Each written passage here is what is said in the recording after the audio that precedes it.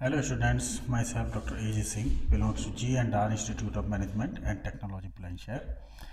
तो आज हमारा डिस्कस करने का टॉपिक है जेनिक सेक्स डिटरमाइनिंग सिस्टम, यानी कि एक ऐसा सिस्टम जिसके थ्रू हम ये निश्चित कर सकते हैं कि जीन्स के थ्रू सेक्स क्या बनेगा, यानी कि लिंग निर्धारण किस तरीके से होता है।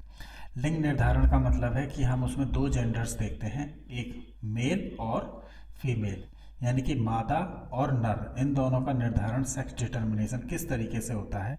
जेनेटिक इन्फ्लुएंस में, जेनेटिक्स में इसका अध्ययन किस प्रकार से किया जाता है। तो आज हम इसी टॉपिक के बारे में अध्ययन करेंगे।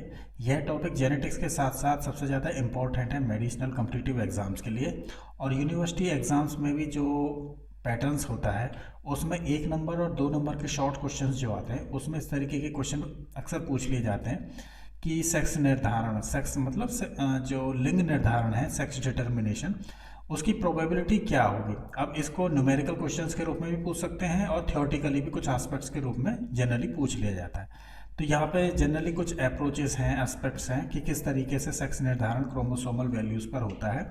उसमें मादा और नर, यानी कि मेल और फीमेल किस तरीके से निर्धारित होते हैं, उनका क्रोमोसोम नंबर किस तरीके से डिसाइड करता है कि इसमें मादा और नर होने की प्रोबेबिलिटी क्या है, उसकी किस तरीके से ऐसे निर्धारित तत्व हैं जो ये बताते हैं कि रेशो के अकॉर्डिंग, यानी कि जनरेशन टू जनरेशन किस पीढ़ी में कितने रेशो में कौन सा सेक्स निर्धारण या सेक्स डिटर्मिनेशन होता है।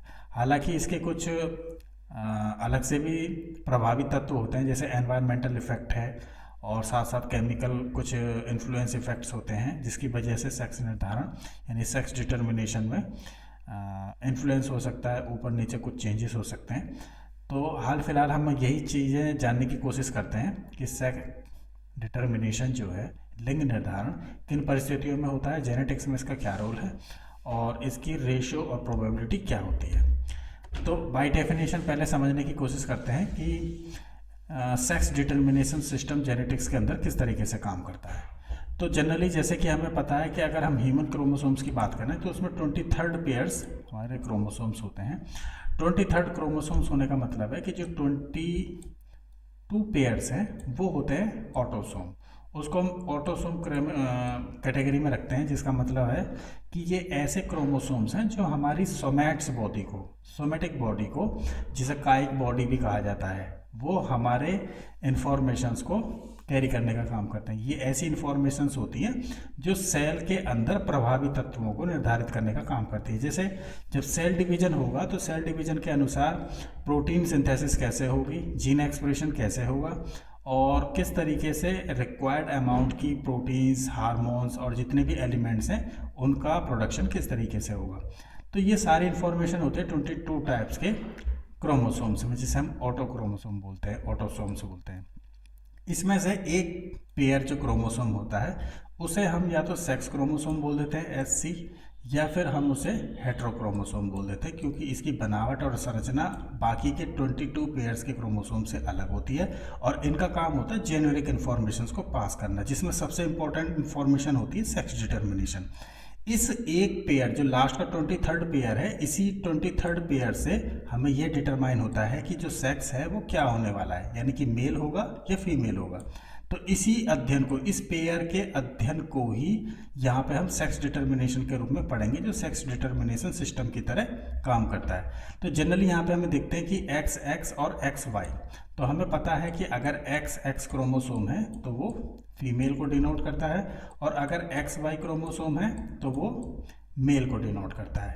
तो यही लास्ट पेयर है, जो 23rd पेयर है, वो लास्ट पेयर इसी टाइप्स का डिटर्मिनेशन के लिए काम आता है। यानी कि एक पेयर क्यों बोल रहे हैं, क्योंकि X के साथ दूसरा एक X है तो ये फीमेल को डिनोट करता है 23rd पेयर में। इसी तरीके से X और Y है, ये अपने आप में एक पेयर है और ये डिटरमाइन करता है मेल जेंडर को। तो एक्स एक्स और एक्स वाई ये दो लास्ट 23rd पेयर हैं जो सेक्स डिटर्मिनेशन सिस्टम को आगे बढ़ाते हैं, और इसी की वजह से हमें पता पड़ता है कि कौन सा सेक्स बनने वाला है, यानी कि जो ऑफ स्प्रिंग्स है, जो न्यू ऑफ स्प्रिंग्स है, उसका सेक्स डिटर्मिनेशन क्या होगा, यानी कि वो मेल होगी या फीमेल होगी। तो कॉमनली हम इसको ह्यूमंस के रेफरेंस में स्टडी करते हैं, हालांकि और जितने भी मैमल्स कैटेगरी के हैं और कॉर्डेट्स में भी हम मोस्टली इस तरीके के सेक्स डिटर्मिनेशन के थ्रू ही ऑफ स्प्रिंग्स को जानने का प्रयास करते हैं। अब इस सिस्टम के अंदर जो बाकी जितने मैमल्स हैं, हालांकि उसमें आप नॉन कॉर्डेट्स को भी ले सकते हैं जिसमें इंसेक्ट्स भी आते हैं, इंसेक्ट्स हमारे आर्थ्रोपोड्स में आ जाते हैं। तो लोअर कॉर्डेट्स में भी आर्थ्रोपोड्स से लेकर आगे तक जितने भी हमारे फाइलम्स के एनिमल्स हैं उन सभी का सेक्स डिटर्मिनेशन इसी बेस पे किया जाता है। यानी अगर हमें क्रोमोसोम्स साफ साफ दिखाई दे रहे हैं, सेल के अंदर न्यूक्लियस है, न्यूक्लियस के अंदर क्रोमोसोम्स हैं, क्रोमोसोम्स की अगर पोजीशन और उसकी प्रेजेंस हमें क्लियरली दिखाई दे रही है, तो क्रोमोसोम्स का जो लास्ट पेयर होता है, मोस्टली इन द केस कि लास्ट पेयर सेक्स डिटर्मिनेशन का काम करता है, जो हेटेरोक्रोमोसोम की कंडीशन में रहता है। तो इंसेक्ट्स में भी हमें ये प्रॉपर्टी दिखाई देती है, साथ के साथ जितने भी हायर कॉर्डेट्स के एनिमल्स हैं उनमें हमें सेक्स डिटर्मिनेशन के लिए लास्ट पेयर का जो क्रोमोसोम्स होता है, जैसे ह्यूमंस में 23rd पेयर का क्रोमोसोम है, वो सेक्स डिटर्मिनेशन का काम करता है। तो मोस्टली सभी हायर कॉर्डेट्स में ये लास्ट का जो पेयर्स होता है वो सेक्स क्रोमोसोम्स का काम करता है। अब इस सिस्टम के अंदर, क्योंकि जब हम पढ़ रहे हैं सेक्स डिटर्मिनिंग सिस्टम पढ़ रहे हैं, तो इस सिस्टम के अंदर मोस्टली दो टाइप्स के क्रोमोसोम्स हैं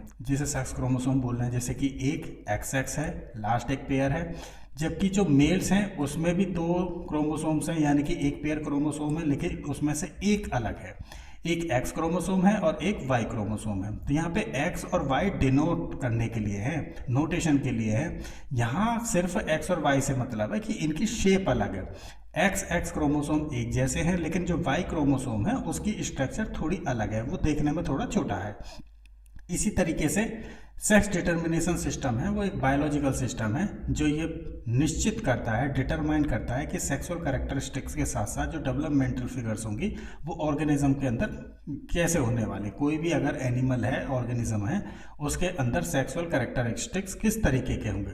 फॉर एग्जांपल सेक्सुअल कैरेक्टरिस्टिक्स हो सकते हैं कि जेंडर डिस्क्रिमिनेशन के लिए उसका जेनाइटल पार्ट्स कैसा है, उसके फिजिकल मॉर्फोलॉजिकल पार्ट्स कैसे हैं, जो जेनेटिक स्ट्रक्चर पर सेक्सुअल कैरेक्टरिस्टिक्स को शो करते हैं। मोस्टली ऑर्गेनिज्म ऐसे हैं जो अपनी ऑफ स्प्रिंग्स में, यानी कि आने वाली संतानों में सेक्सुअल रिप्रोडक्शन के दो कॉमन सेक्स को निर्धारित करते हैं। यानी कि अगर इंटरसेक्स वेरिएशंस होता है तो उसमें किस टाइप के सेक्स डेवलप होंगे, मेल या फीमेल। तो ये सारी इन्फॉर्मेशन हमें जेनेटिक इन्फॉर्मेशन के रूप में एक्स एक्स और एक्स वाई क्रोमोसोम्स के रूप में दिखाई देती है।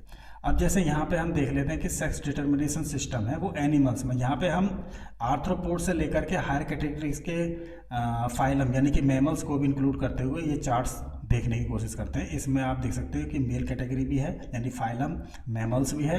उसके बाद में यहाँ पे एवीज भी दिखाई दे रहा है, फाइलम एवीज है। उसके बाद ये क्लास एवीज को डिपेंड करता है। इसके बाद में फाइलम आर्थ्रोपोड्स है, ये दोनों। तो आर्थ्रोपोड से लेकर मैमल्स फाइलम तक हम यहाँ पे फाइनली सारी चीज़ें सेक्स डिटर्मिनेशन के रूप में देख रहे हैं, और जो हमारा इंडिकेशन है वो एक्स और वाई क्रोमोसोम्स के रूप में है। यहाँ पे हम एक्स एक्स फीमेल के लिए कर रहे हैं और एक्स वाई मेल के लिए कर रहे हैं। अब देख रही है यहाँ पे आपको जनरली दिखाई देगा कि यहाँ पर सारे के सारे फीमेल कैरेक्टर्स हैं, यानी कि फीमेल ऑर्गेनिजम्स हैं। यहाँ पे मैमल्स के लिए देख सकते हैं 22 पेयर्स का मतलब हो गया कि 44 टोटल टाइप्स के क्रोमोसोम्स हैं, जिसमें लास्ट पेयर है एक्स एक्स, यानी कि जैसे मैंने अभी लास्ट स्लाइड में बताया कि जो लास्ट पेयर है 23rd पेयर जो होता है क्रोमोसोम्स का, यानी 45 और 46, जो क्रोमोसोम नंबर 45 है और 46 है वो ये डिसाइड करेगा कि आगे चल के जो ऑफस्प्रिंग्स बन रही हैं उसका सेक्स या जेंडर क्या होगा। जैसे कि यहाँ पे 44 ऑटोसोम्स हैं तो उसका तो इससे कोई लेना देना नहीं है, वो सोमाइट्स बॉडी के लिए काम करेगा, उसकी सारी इन्फॉर्मेशन सोमाइट्स बॉडी के लिए रहेगी। लेकिन जो सेक्स का डिटरमाइन करेगा वो होगा 44, 45 और 46। 45 और 46वें नंबर के जो क्रोमोसोम्स होंगे वो डिटरमाइन करेंगे कि मेल है या फीमेल है। अब आप देखिए यहाँ पे एक्स और एक्स है, एक्स एक्स अगर डिनोट हो रहे हैं तो इसका मतलब फीमेल है ये। और इसी तरीके से 44 सेम रहेंगे, ऑटोसोम्स हैं। और उसके बाद में एक तरफ X है और दूसरी तरफ Y है, यानी कि XY कॉम्बिनेशन से हमारा मेल बन गया। तो यहाँ पे हमने 45 और 46 क्रोमोसोम्स की प्रेजेंस के आधार पर पता कर दिया कि कौन सा सेक्स है, यानी कि मेल है या फीमेल है। इसी तरीके से यहाँ देख लीजिए, अब जैसे आप समझ सकते हैं 76 है, तो जो 76 है ये आपका हो जाएगा 38 क्रोमोसोम्स जो हैं वो ऑटोसोम्स कैटेगरी के हैं, और बाकी का जो एक पेयर है उस एक पेयर से हमें ये डिसाइड होने वाला है कि जो हैन है, जो चिक है, उसका सेक्स क्या होगा, मेल या फीमेल। अब आप यहाँ पे देख सकते हो कि जिस तरीके से यहाँ पे ZW दिखाने का काम कर रहा है, जैसे लास्ट में हम XX और XY क्रोमोसोम्स में उसमें देखते हैं, इसी तरीके से यहाँ पे ZW है। अब इस ZW का मतलब हो गया कि अगर W आ रहा है तो इसका मतलब वो वाइट कलर का है, यहाँ पे वाइट कलर का दिखाई दे रहा है, और प्लस फीमेल है। इसी तरीके से यहाँ पे Z है तो Z जैज कलर हो गया और प्लस मेल है, दोनों सेम है तो यहाँ पे मेल दिखाई दे रहा है और प्लस जैज कलर दिखाई दे रहा है। तो इस तरीके से यहाँ पे सेक्स डिटर्मिनेशन हो रहा है। 38 जो क्रोमोसोम्स हैं वो ऑटोसोम्स की तरह काम कर रहे हैं, और लास्ट एक पेयर जो है क्रोमोसोम वो कलर के साथ साथ इसके जेंडर डिस्क्रिमिनेशन यानी कि जेंडर डिटर्मिनेशन का भी काम कर रहा है। अब जैसे आर्थ्रोपोड्स में देखें तो इसमें हमने ले लिया फ्रूट फ्लाई जो ड्रोसोफिला है उसमें हम देख लेते हैं कि 3 पेयर्स हैं, जो कि जो 6 क्रोमोसोम्स हैं वो ऑटोसोम्स की तरह काम कर रहे हैं, और जो एक पेयर है वो लास्ट में सेक्स डिटर्मिनेशन का काम कर रहा है। तो यहाँ का डिनोटेशन जो है वो XX और XY है, तो सेम प्रोसीजर है मैमल्स की तरह। यहाँ पे XX है तो मादा को शो कर रहा है, ये इस तरीके से फीमेल वर्जन हुआ। इसी तरीके से 6 क्रोमोसोम ऑटोसोम्स हैं, इसको छोड़ देते हैं। लास्ट पेयर है XY, यानी कि XY का मतलब हो गया कि ये मेल है। आप देख सकते हो इसके जो विंग्स हैं और इस तरीके का एब्डोमेन बेली पार्ट जो है वो बिल्कुल अलग है, तो ये मेल को शो कर रहा है। ये फीमेल हुआ और ये मेल हुआ। इसी तरीके से एक और कंडीशन आती है जिसे टर्नर के रूप में दिखाया जाता है, XO। तो XO क्रोमोसोम आता है क्योंकि यहाँ पे पार्थिनोजेनेसिस की प्रोसेस देखने को मिलती है। तो इंसेक्ट्स में पार्थिनोजेनेसिस के अलावा XO एक ऐसी एनवायरमेंटल कंडीशन है जिसमें O का मतलब है कि यहाँ पे ये मेल को शो करेगा, या तो 6 + XY कंडीशन हो या 6 + XO कंडीशन हो, तो उस कंडीशन में यहाँ पे हमें मेल की प्रेजेंस दिखाई देगी। अब यहाँ पे जैसे यहाँ ग्रासोपर है, तो ग्रासोपर्स का हमें पता है कि 11 पेयर्स जो हैं वो ऑटोसोम्स हैं, और लास्ट पेयर उसका सेक्स डिटर्मिनेशन के काम आता है। तो अगर XX क्रोमोसोम है तो वो मेल को फीमेल को प्रेजेंट करेगा, और अगर एक X क्रोमोसोम है तो वो मेल को प्रेजेंट करेगा। तो यहाँ पे इस तरीके की कंडीशन से हमें पता पड़ेगा कि सेक्स डिटर्मिनेशन किस तरीके से होता है एनिमल्स में। अब इसी सेक्स डिटर्मिनेशन के लिए कुछ टाइप्स के सेक्सेस हैं जो पार्टिसिपेट करते हैं सेक्सुअल रिप्रोडक्शन में, क्योंकि नेचुरल और अननेचुरल सेक्सुअल डिटर्मिनेशन के लिए सबसे ज़्यादा इम्पॉर्टेंट है कि अगर इंटरकोर्स हुआ है और वो नेचुरल टाइप्स का है, नेचुरल टाइप्स के रिप्रोडक्शन में हमें जेनेटिक्स इन्फ्लुएंस देखने को मिलेगा। वहाँ पे सारी की सारी इन्फॉर्मेशन जेनेटिकल होती है और फर्दर एक जनरेशन से दूसरी जनरेशन तक काम करती है। अब इसी तरीके से अगर दूसरी टाइप्स का रिप्रोडक्शन हमें देखने को मिले, जैसे मान लीजिए नेचुरल रिप्रोडक्शन के अलावा अगर हमें पार्थिनोजेनेसिस मिले, हालांकि ये भी नेचुरल प्रोसेस है लेकिन इसकी काइंड्स ऑफ प्रोसेस है कि इसमें कुछ स्टेप्स और कंडीशंस अलग होती हैं। बर्डिंग सिस्टम हो सकता है या एसेक्सुअल रिप्रोडक्शन हो सकता है, तो उसमें एनवायरनमेंट, कंडीशन, क्लाइमेट, टेम्परेचर्स यानी कि अदर फिजिकल जो कैरेक्टरिस्टिक्स होते हैं उनका इन्वॉल्वमेंट बढ़ जाता है, जिसकी वजह से सेक्स डिटर्मिनेशंस के कुछ इन्फ्लुएंस हो सकते हैं, कुछ उसमें चेंजेस हो सकते हैं। लेकिन नेचुरल फॉर्मेशन में अगर रिप्रोडक्शन होता है तो वहाँ पे हमें जेनेटिक इन्फॉर्मेशंस के रूप में जो जीन से इन्फॉर्मेशन डायरेक्टली मिलती है। जैसे कि जो लास्ट पेयर क्रोमोसोम्स है उसमें जिस तरीके की इन्फॉर्मेशन पहले से चली आ रही है उसके बेस पे पता पड़ जाता है कि फाइनली ऑफस्प्रिंग्स का सेक्स डिटर्मिनेशन क्या होगा। अब जैसे अगर नेचुरल फॉर्म में है तो ये फाउंड करना ज़रूरी है कि जो बेबी इनहेरिट्स रहे हैं तो उनका रिजल्ट क्या रहने वाला है, यानी कि जो बच्चे का सेक्स होगा वो क्या होने वाला है। तो यहाँ पे थोड़ी सी कॉम्प्लिकेशंस होती हैं जब एनवायरमेंटल चेंजेस होते हैं, क्लाइमेटिक चेंज होते हैं और फिजिकल चेंजेस होते हैं। तो कुछ अलग प्रोसीजर्स हैं जो डिटरमाइन करने के लिए यूज़ किए जाते हैं, जैसे कि न्यूबॉर्न बेबी है तो एनवायरमेंटल सिग्नल्स कुछ इस तरीके के होते हैं। जैसे अगर किसी बच्चे का सेक्स डिटर्मिनेशन करना है या कुछ स्पीसीज हैं कुछ एनिमल स्पीसीज होती हैं तो उसमें सबसे बड़ा रोल रहता है टेम्परेचर का। तो टेम्परेचर का रोल सेक्स डिटर्मिनेशन के लिए हो सकता है। ये सबसे ज़्यादा इंपॉर्टेंट है एनिमल स्पीसीज़ के लिए।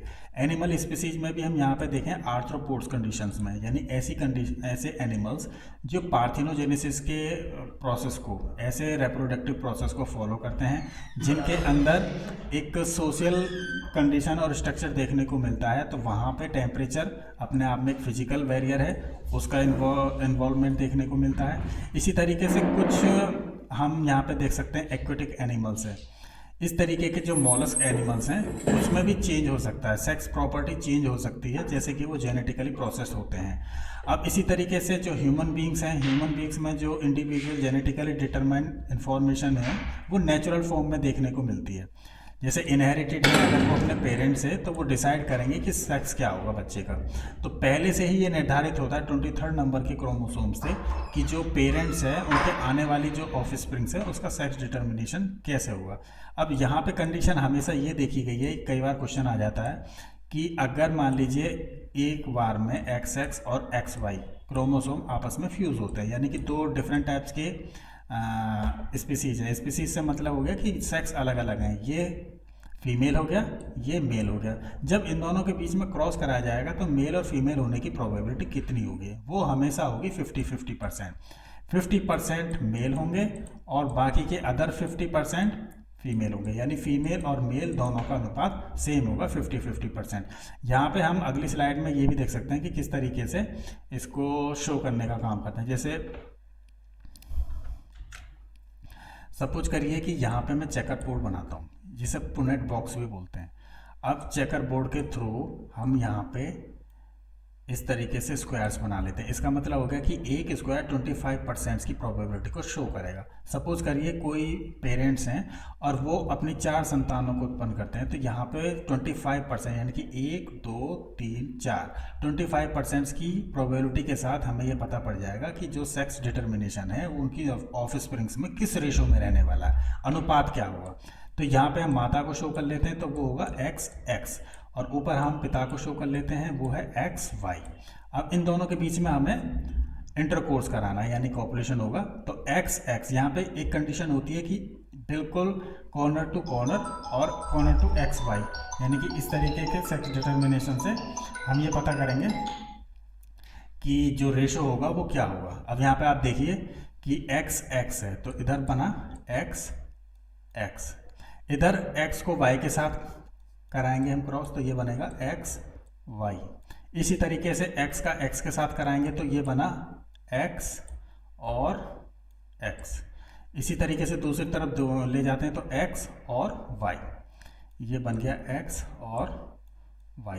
अब हमें पता है कि जो XX है वो डिनोट करता है फीमेल को, यहाँ पे हम F से शो कर लेते हैं। इसी तरीके से एक है XY, ये मेल को शो करेगा, इसको हम कर लेते हैं यहाँ पे M, ये मेल हो गया। अब आप काउंट करिए, यहाँ पे XX है, इधर XX है, इसका मतलब 4 में से जो 2 हैं वो XX है, यानी कि जो फीमेल की प्रॉपर्टी है, प्रोबेबिलिटी है वो 50-50% है, यानी 50% तो फीमेल हैं और बाकी के XY देखिए 1 और 2, यानी 4 में से 2 XY हैं, यानी कि मेल की भी जो प्रोबेबिलिटी है वो 50% है। यानी हर बार जब भी कभी कॉपुलेशन होगा उसमें 50-50% चांसेस होंगे मेल और फीमेल होने की। अब चाहे ये कितनी भी बार कर ले, कई बार क्वेश्चन घुमा के ऐसे पूछा जाता है कि अगर कोई पेरेंट्स 4th टाइम फर्टिलाइज करते हैं, फर्टिलाइजेशन कॉपुलेशन करते हैं, तो उनकी होने वाली संतानों के बीच में क्या रेशो रहेगा। यानी कि अगर किसी परिवार में 4th या 5th टाइम कोई बच्चा होने वाला है तो उसके मेल या फीमेल होने की प्रोबेबिलिटी क्या होगी, वो हमेशा 50-50% होगी। यानी कि आप बिल्कुल श्योर नहीं हो सकते कि मेल होगा या फीमेल होगा। 50-50% मतलब हाफ रेशो मेल का होगा और हाफ रेशो फीमेल का होगा, दोनों में से कुछ भी हो सकता है। तो इस तरीके के क्वेश्चन उसमें पूछ लिए जाते हैं। तो यहाँ पे सेक्स डिटर्मिनेशन है XY क्रोमोसोम्स के रूप में इस तरीके से देखा जाता है। अब यहाँ पे देख लेते हैं कि जो सेक्स क्रोमोसोम्स हैं वो किस तरीके से इन्वॉल्वमेंट लेते हैं सेक्स डिटर्मिनेशन करने के लिए। ह्यूमंस की बात करें तो 23 पेयर्स क्रोमोसोम्स होते हैं, जिसमें से 23 पेयर्स जो है उसका जो पार्टिसिपेशन होता है वो 22 पेयर्स के रूप में होता है ऑटोसोम्स, और बाकी का जो 1 पेयर बचा रह जाता है वो होता है सेक्स क्रोमोसोम। ये सेक्स डिटर्मिनेशन के लिए पार्टिसिपेट करते हैं। अब मेल और फीमेल इन दोनों में 2 सेट्स जाते हैं सेक्स क्रोमोसोम के। 2 सेट्स का मतलब है कि एक सेट जाएगा फादर से और एक सेट जाएगा मदर से, यानी कि एक्स क्रोमोसोम के रूप में और वाई क्रोमोसोम्स के रूप में। Mail has 1X and 1Y, जो कि हम पहले देख चुके हैं। इसी तरीके से दोनों एक्टिव होते हैं, यानी कि मेल कैरेक्टर भी एक्टिव है और फीमेल कैरेक्टर भी एक्टिव है। लेकिन जो फीमेल है उसमें आप देखिए X और X, इसमें दोनों सेट्स में XX यानी कि फीमेल कैरेक्टर जो है वो एक्टिव है। दोनों ही क्रोमोसोम एक्टिव रहते हैं इस फॉर्म में। अब XY क्रोमोसोम जो है वो सेक्स डिटरमिनेशन सिस्टम में पाया जाता है ह्यूमंस में, मैमल्स में और कुछ इंसेक्ट्स में, कुछ प्लांट स्पीसीज में भी पाया जाता है। तो ये क्वेश्चन इंपॉर्टेंट है, सबसे पहले पूछा जा सकता है कि जो X और XY क्रोमोसोम सिस्टम है, जो सेक्स डिटरमिनेशन सिस्टम है, वो किन एनिमल्स में पाया जाता है। तो आपको ऑप्शन दिए जा सकते हैं, उन ऑप्शंस में से आपको बताना है कि ह्यूमंस में पाया जाता है, मैमल्स में, क्योंकि ह्यूमंस मैमल्स में ही आते हैं। उसके बाद कुछ इंसेक्ट्स हैं जिसमें पार्थिनोजेनेसिस की प्रोसेस भी कंप्लीट होती है, और कुछ प्लांट स्पीसीज हैं जिसमें हम सेक्स डिटरमिनेशन XY के रूप में करते हैं, XX और XY। All children will inherit in X chromosome from their mother despite whether they are a boy or girl। यानी कि जितने भी बच्चे हैं वो X क्रोमोसोम को तो इनहेरिट करेंगे ही। X क्रोमोसोम को इनहेरिट करने का मतलब है कि उसके अंदर मेल और फीमेल दोनों की प्रॉपर्टी तो आनी ही आनी है, यानी अपने 4 फादर से जो उनके एंसेस्टर्स हैं, प्रीवियस जनरेशन्स रही हैं, उसमें से X क्रोमोसोम तो जाएगा ही। मेल और फीमेल दोनों के कैरेक्टर्स जाने ही हैं, चाहे वो लड़का हो चाहे लड़की हो। इसी प्रकार से जो बच्चे हैं वो डिटरमाइन होते हैं केवल वाई क्रोमोसोम्स के बेस पे, ठीक है। तो जो बच्चे हैं वो एक्स और वाई, यानी कि जो एक्स क्रोमोसोम है मदर के लिए ले जा रही है, जो वाई क्रोमोसोम है केवल फादर्स के वाई क्रोमोसोम को सेक्स डिटरमिनेशन के रूप में, यानी कि लड़का जो होगा उसके रूप में ले जाएगी। बाकी वाई एक्स क्रोमोसोम तो जाना ही जाना है, चाहे वो लड़का हो चाहे लड़की हो। मेल और फीमेल दोनों कंडीशंस में एक्स क्रोमोसोम का इनहेरिटेंस तो होगा ही होगा। वाई क्रोमोसोम का इनहेरिटेंस होगा तब जब वो केवल लड़का होगा, यानी कि मेल होगा। अब मान लीजिए कोई बच्चा है जो वाई क्रोमोसोम्स को इनहेरिट करता है, तो उसमें केवल वाई क्रोमोसोम मेल के अंदर ही जाएगा, यानी कि उसके अंदर पिता के ही वो स्पेसिफिक लक्षण या गुण होंगे जो उसकी पिछली पीढ़ियों में रहे हैं या उससे आने वाली कुछ पीढ़ियों में रहेंगे। लेकिन जो एक्स क्रोमोसोम है वो एक गर्ल चाइल्ड को शो करेगा, यानी कि ये ऐसे कैरेक्टर्स हैं जो पहले से ही मदर्स और उसके साथ के जितने भी जनरेशन्स इन्फॉर्मेशंस हैं उसके साथ आएगा, यानी कि पिछली जितनी भी जनरेशन्स हैं उसमें से एक्स क्रोमोसोम का इनहेरिटेंस इस बेबी गर्ल में होगा। क्रोमोसोमल सिस्टम है तो जनरली इसमें XX और XY के रूप में देखने को मिलता है। ये बहुत जनरल से इंफॉर्मेशन हैं, एक एक 2-2 नंबर में पूछ लिए जाते हैं। हालांकि इसका डिटेल में ये आएगा कि एनवायरमेंटल इफ़ेक्ट्स किस तरीके से इन्फ्लुएंस करते हैं सेक्स डिटर्मिनेशन को, क्लाइमेटिक चेंज से क्या इन्फेक्ट होता है, टेम्परेचर का क्या रोल है, फिजिकल बैरियर्स और फैक्टर्स हैं उनका क्या रोल होता है। तो इस तरीके से हम यहाँ पे आगे चल के कुछ डिटेल में जाने की कोशिश करेंगे। फर्दर ये बहुत ही सिंपल और नॉर्मल कुछ इन्फॉर्मेशन हैं जिसके बारे में पता करके ये पता पड़ेगा कि सेक्स डिटर्मिनेशन कैसे होता है। तो यहाँ पे वही जनरल इन्फॉर्मेशन है XX और XY डिटर्मिनेशन के बारे में। अब यहाँ पे हम देखने की कोशिश करते हैं, जैसे X और Y क्रोमोसोम्स हैं वो डिफरेंट शेप के होते हैं, साइज़ के होते हैं ईच अदर। यही इनकी खासियत होती है कि हर क्रोमोसोम्स का जो स्पेसिफिक साइज है वो अलग अलग है, यानी कि किसी के अंदर जो क्रोमोसोम्स हैं उसमें जैसा कि हम जानते हैं कि DNA क्रोमोसोम्स के क्रोमेटिन फाइबर से मिलकर ही बना होता है। तो उससे आगे चल के हमें जितनी भी इंफॉर्मेशन मिलती है वो DNA से मिलती है। अगर क्रोमोसोम्स लार्ज है, बड़े साइज का है, शेप अलग है, तो इसका मतलब उसमें इंफॉर्मेशन ज़्यादा है क्योंकि DNA का कंपोजिशन ज़्यादा है उसमें।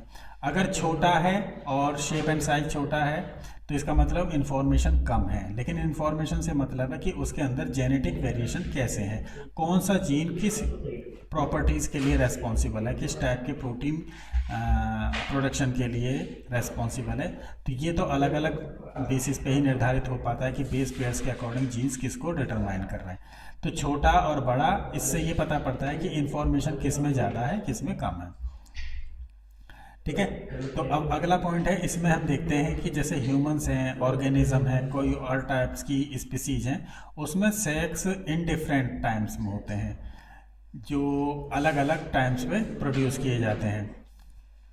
जैसे फ्रूट फ्लाइज हैं, तो उसमें सेक्सुअल डिफरेंटिएशन होता है कई बार, कि अगर एग फर्टिलाइज हो गया है तो एग फर्टिलाइज होने के बाद में अब उसकी प्रोबेबिलिटी क्या रहेगी, मेल बनने की प्रोबेबिलिटी कितनी है और फीमेल बनने की प्रोबेबिलिटी कितनी है। तो अक्सर ऐसा देखा जाता है, जो कि पार्थिनोजेनेसिस की प्रोसेस आर्थ्रोपोड्स में होती है, इंसेक्ट्स में देखने को मिलती है। तो एग अगर फर्टिलाइज हो जाता है तो उसके चांसेस कुछ और होंगे, उसमें मेल और फीमेल देखने के लिए मिलता है।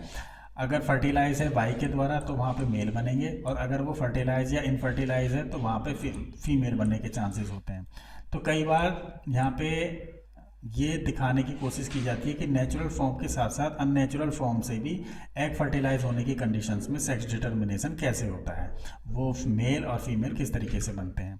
अब जैसे आप यहाँ पे देख सकते हैं, ये फीमेल एक दिखाई गई है, एक यहाँ पे मेल दिखाई गई है। तो इस तरीके से यहाँ पे पॉजिटिव साइंस के साथ है, ये फीमेल है, और इस तरीके से यहाँ मेल है। तो एक्स क्रोमोसोम लार्जर है, देखिए आप येलो कलर में इस तरीके से दिखाया गया है, ये क्रोमोसोम्स है। ये जनरल नोटेशन का तरीका है, क्योंकि क्रोमोसोम तो इसमें अलग तरीके से दिखाई जाती है जो नेचुरल फॉर्म में होती है, लेकिन यहाँ पे ऑलोसोम के फॉर्म में हमने क्रोमोसोम को दिखाने की कोशिश करी है। तो एक्स क्रोमोसोम लार्जर देन बड़ा है, और वाई क्रोमोसोम यहाँ पे थोड़ा सा छोटा है, इसका मतलब मिनिमम हाफ साइज में है। इसी तरीके से इसके जो क्रोमोसोम्स हैं वो दोनों के पैटर्न्स लगभग समान है, यानी कि दोनों बैंड्स जो हैं लगभग बराबर हैं। लेकिन जो एक्स वाई क्रोमोसोम है, यहाँ पे देखो एक्स क्रोमोसोम सेम कंडीशन में, लेकिन वाई क्रोमोसोम उससे छोटा है। ठीक है, तो ये सेक्स क्रोमोसोम का डिटर्मिनेशन होगा कि वाई क्रोमोसोम का इन्वॉल्वमेंट होने से इस एक्स क्रोमोसोम के साथ वाई क्रोमोसोम्स की स्ट्रक्चर जो है वो डिफरेंट हो गई। यहाँ पे क्रोमोसोमल स्ट्रक्चर अलग है और यहाँ पे क्रोमोसोमल स्ट्रक्चर अलग है। तो क्रोमोसोम्स के शेप और साइज से भी डिटरमाइन होता है कि कौन सा क्रोमोसोम सेक्स डिटर्मिनेशन के लिए रेस्पॉन्सिबल है। तो ये कुछ इन्फॉर्मेशन थी जिसके बेसिस पे हमने ये जानने की कोशिश करी कि फाइनली सेक्स डिटर्मिनेशन कैसे होता है, किस तरीके से काम करता है। तो आने वाली कुछ स्लाइड्स में हम इसके बारे में और डिटेल में जानने की कोशिश करेंगे। ठीक है, थैंक यू।